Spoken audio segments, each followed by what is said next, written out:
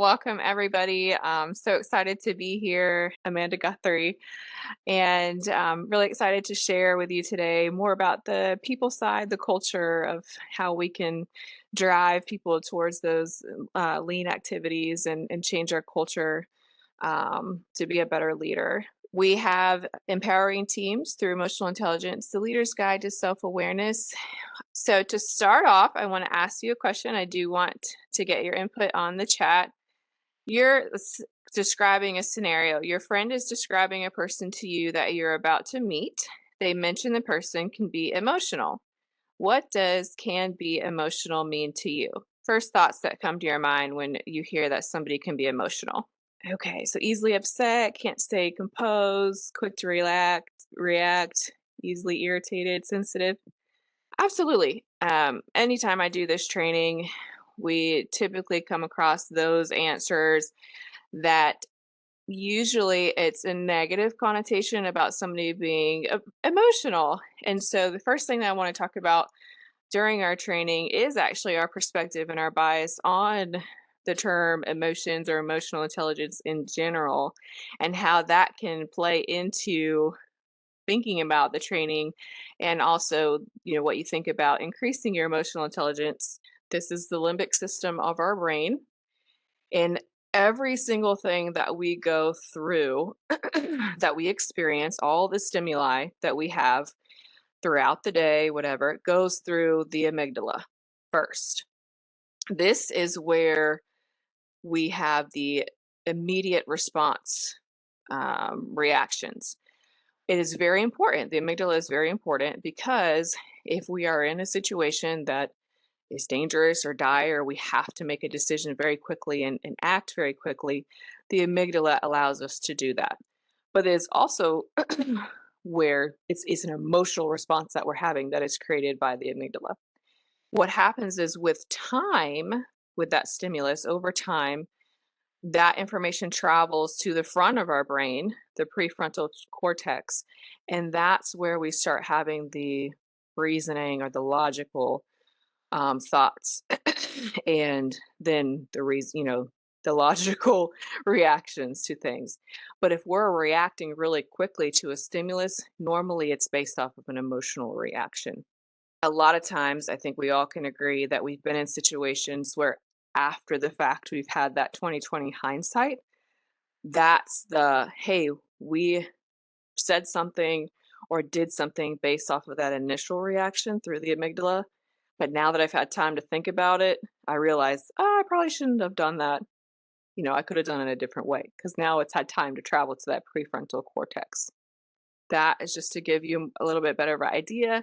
And people coming in or people asking you questions, what is emotional? What are they really talking about when they're talking about emotional intelligence? Most organizations hire based off of knowledge and skills. We go into an interview and we're questioned most of the time about the knowledge and skills that we have, our experience. I think you all can agree that most of the time people are terminated because of the right side, the emotional self, the attitude, and habits. And so if we cannot be better, if we cannot improve our emotional intelligence within ourselves, and then as leaders within our people, we can help to affect these areas, with determinations and work with our folks so that we don't have to do as many of those. These top two pictures on the right, emotions, I think you will agree, are contagious.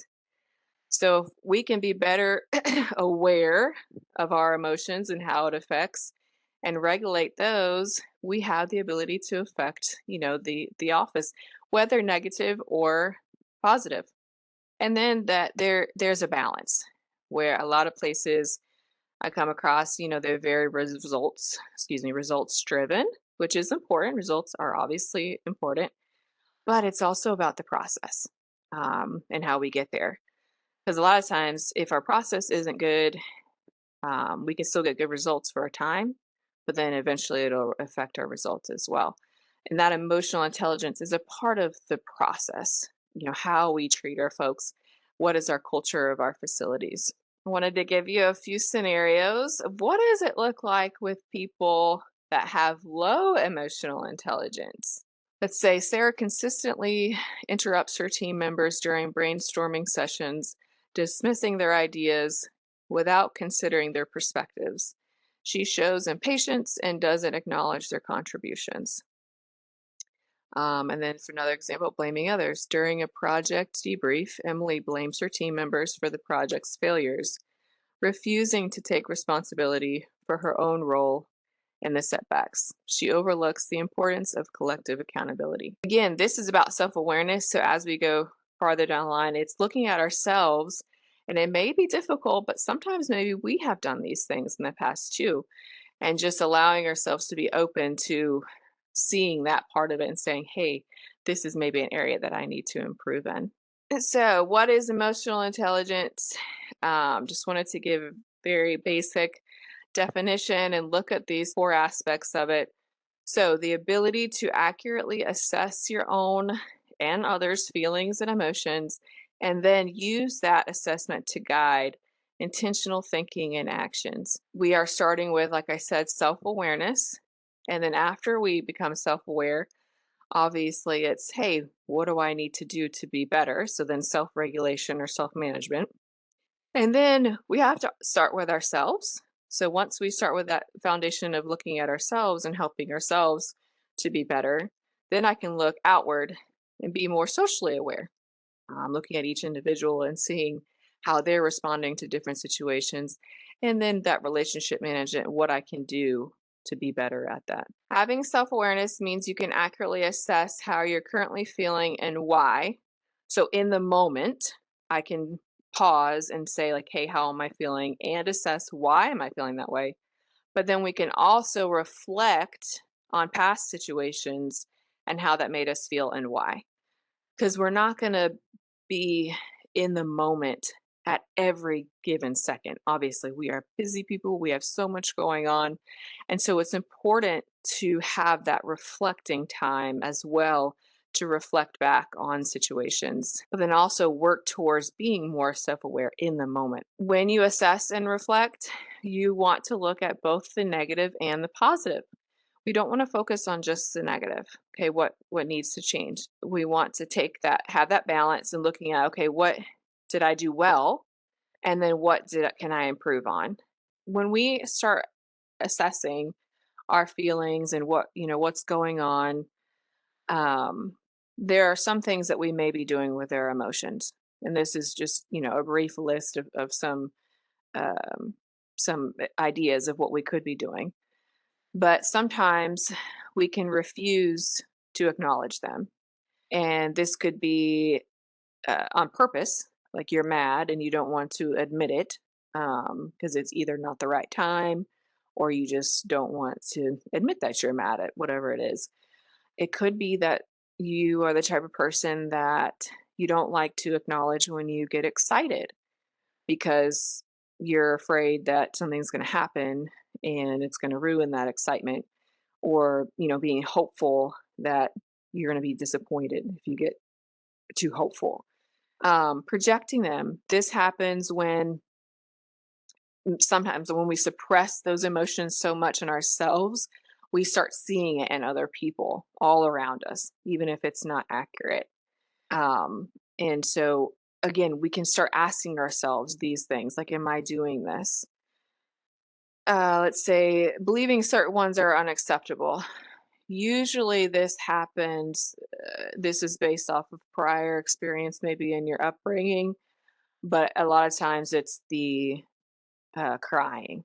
You're told never to cry, or you were brought up believing that crying is unacceptable, or maybe it's failure. Maybe you're in a situation where like you could never fail, and so now moving forward, that emotion triggers, or thinking about failure triggers a heightened emotion because you believe like there's no way that you can fail. There's some overlap with folks, but then there are some differences. And so this is obviously not an all exhaustive list. These are just some understanding some of those things that, hey, when this happens, it really sets me off. And so it can either be that we work towards not letting it set you off as much, or knowing that, hey, when this does happen, I can be prepared how to handle it better, to be more proactive with handling it. I will say, number 28, I feel really bad when a child spills glass of milk on the floor. I remember going, through college or through undergrad, and there was a video that showed that, like, a family sitting at the breakfast table, and the kid spills like orange juice or something, and the dad gets really upset and yells at him, and the kid goes to school and he has a bad day, or at least a bad start to his day, and the dad goes to work and he's having a bad start to the day because he feels guilty for getting mad. And that video was one of the, like, pivotal moments, like, changing moments in my life. It's like, you know, it's so simple and some people might shake their head like, "Really?" But that for me was a trigger. And and then it shows, like, another scenario if you handle it better and you're just like, "Oh, hey, it happens. We all spill something, whatever." The kid is encouraged, he feels so much better, like, you're not feeling guilty. And and again, some of these things are just hard to chew on, right? To admit. But if we really want to make start that process of being, better people ourselves, and being a better leader and how we interact with people, this it's going to be tough for sure. And but again, looking at stuff and saying, well, that doesn't bother me too. So you yes, hopefully there's at least a couple of these on here that you say, no, I'm good, that doesn't bother me. um, I remember going through a training, and we got on the subject of, you have to make your bed before you leave the house every day. Like, when you wake up, you have to make your bed. And the whole class was like, "Absolutely." And I'm like, "It doesn't bother me." And they got on my case, like, "No, you have to do it," or whatever. And it just goes to show you that, everybody is different, but there are sometimes little things, looking a little bit at social awareness too. We had a client or a participant in a class one time say that she went into a CPR training that was being put on through her work. And when they started practicing the chest compressions, on the dummy, that she had to leave the room. She started almost having like an anxiety attack, and she didn't realize that something like that would affect her until she assessed in herself that her dad had a heart attack like a few months before, and she, you know, started to associate that memory with with the CPR session. So again, the littlest things can set us off, and taking the time um, to stop and, for one, say, how am I feeling, and then two, take it a step further and say, why am I feeling this way, is really, steps to being more self-aware. So um, might cost talking to someone while they're busy on the phone. Yeah, I think I don't know if it's on here, another pet peeve is when I'm trying, and this might be what you're saying, Mike, but when I'm trying to have a conversation with somebody and they're looking at their phone, and I'm like, are they paying attention to what I'm saying? Yeah, some of these things can be positive for sure. Again, it's starting to recognize those things like, hey, I like this. This is positive for me, or this is negative for me. But it might not be the same for that other person as well. Our call to action then, what are all the different things that I can do to be self aware?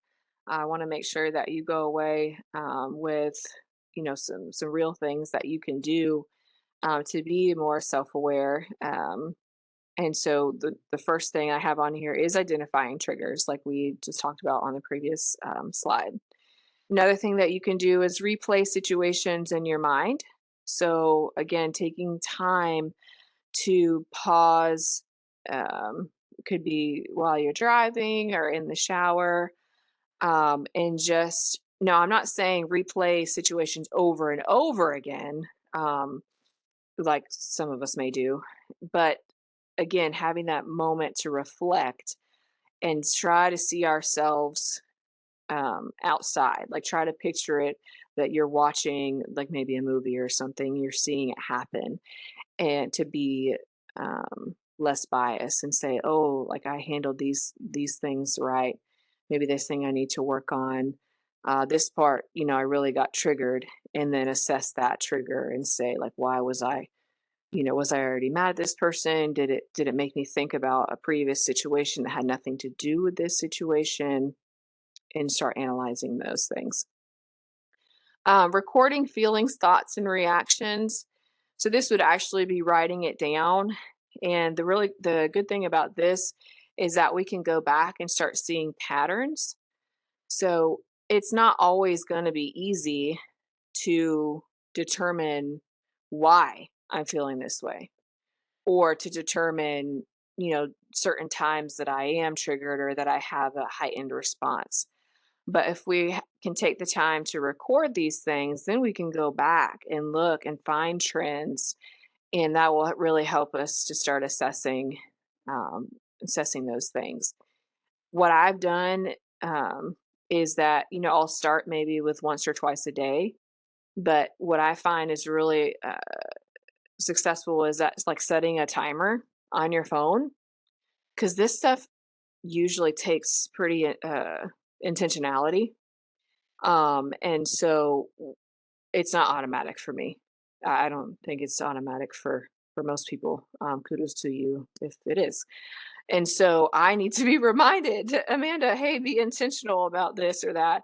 Anytime we're trying to make a change, anytime we're trying to change a habit, it's got to be, we have to actually think about it and be reminded of it before it becomes that habit. And so setting a timer on your phone every hour, dings, goes off, pull out your journal and then just jot down real quick. Doesn't have to be anything, super long or intense. The next one, solicit feedback. So this one's probably not, is probably the hardest one for me personally, is asking those around you who know you best what sets you off. Um, Again, home life, your spouse or whoever you live with, child can, I'm sure, give you plenty of things that, triggers you or that you react to a little bit more so than what you should. And like I already said, interpreting the feelings, so going farther, not just assessing what feelings that we have, but then looking deeper and saying, why am I having these feelings? Evaluating perspectives and biases. So, like we were talking about before, is that, any situation we have certain perspectives and biases. So, let's say, when we replay a situation in your mind, to also ask, what uh, perspective did I have in this? Did I see the whole picture? Um, do I have any biases with that? Um, Lewis says, not from the partner's spouse. Yeah, that may be an uncomfortable situation. Lee says, oh, with work, they're supposed to solicit feedback from their colleagues every year for annual appraisals. It's not bad to get a sense of how others see you. Yeah, that's great, because if you create that culture within your team, within your workplace, it can be super beneficial.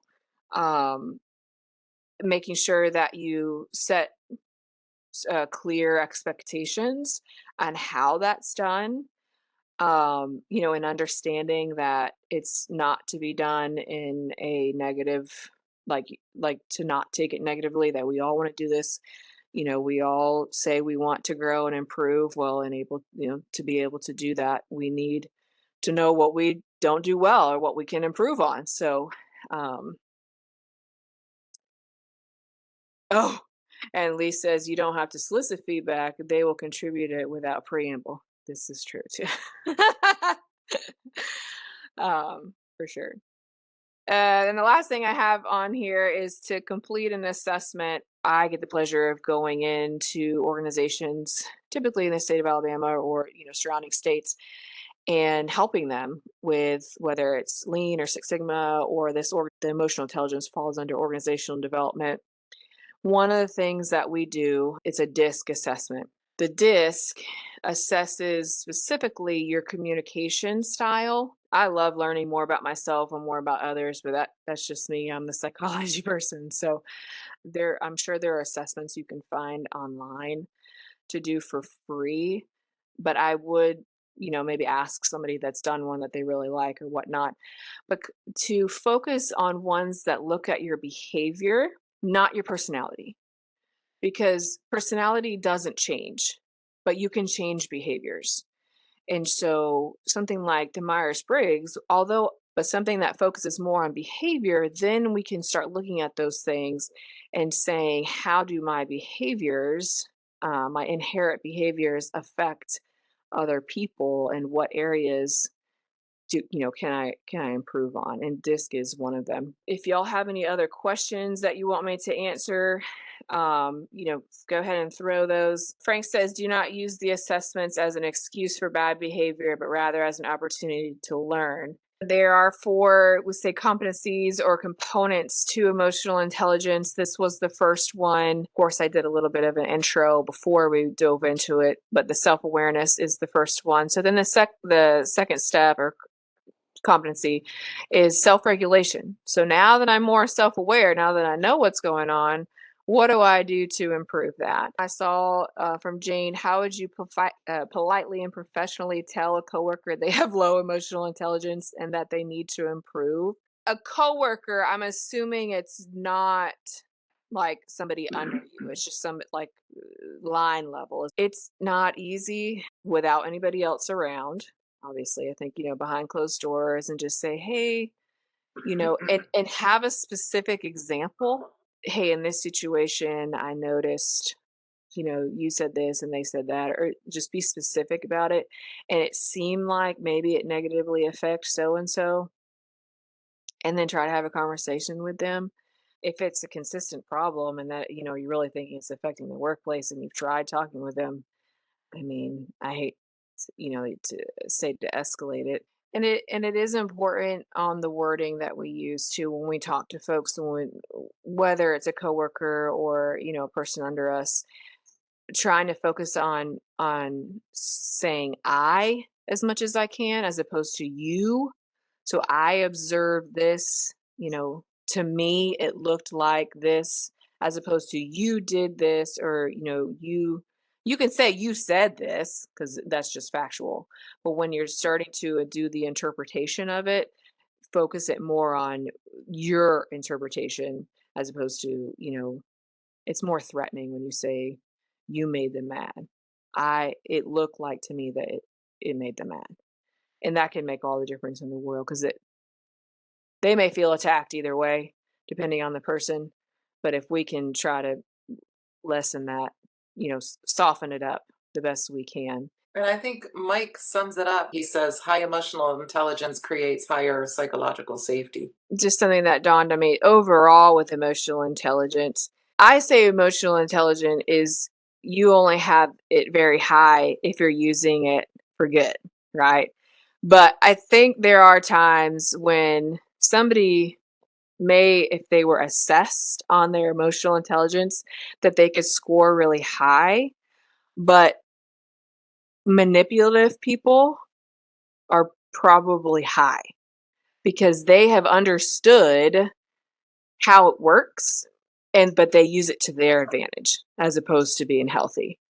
So be aware of those people. Right. And I caution you, once you start learning about this stuff, don't use that negatively in yourself either, because we can start, oh, I can use, I know what motivates them. I can use it to get what I want.